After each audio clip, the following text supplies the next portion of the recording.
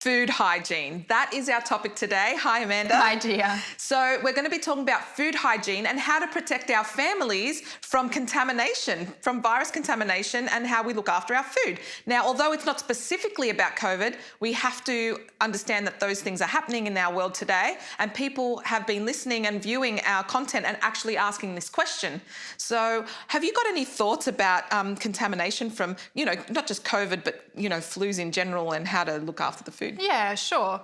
Well, we're going through COVID-19. It's been around for a little while, and I think it's going to be around for a while still.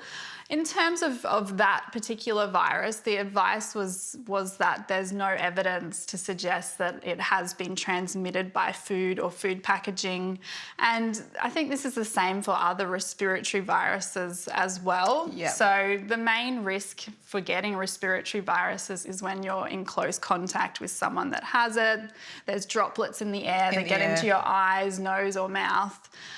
In saying that, though, it is potentially possible to get these viruses from touching surfaces that are contaminated and then touching your face. That's why we've heard a lot about washing our hands regularly and trying not to touch our face all the time as well. The other thing is that with viruses like the flu, is that we expect that if it is on our food, our digestive system, the acid in our stomach will actually destroy the virus. I was thinking that. I was thinking, how would that work if it does go into your gut? Yes, yeah. So that's what I've read anyway. Yeah. Okay, so in general, how would we take care of our food so that we can lower the risk of contamination generally?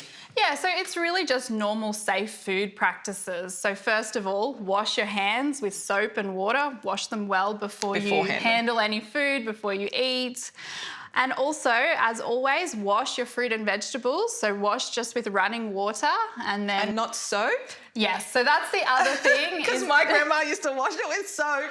Don't use chemicals like soap or dishwashing detergent or anything like that. Just wash with running water. Hard vegetables or fruits like potato or apple, it's a good idea to scrub it with a vegetable brush just to remove any dirt and anything else that's on the surface as well. The other thing is also rinse fruit and veg that you'll peel too. Okay, because when you peel it, it can get in on the vegetable. Because sometimes I think, I'm just in a hurry, let's just take it off the skin and it'll be fine, but it's good to rinse as well. Yeah, so rinse it before you peel it. Okay, that's great.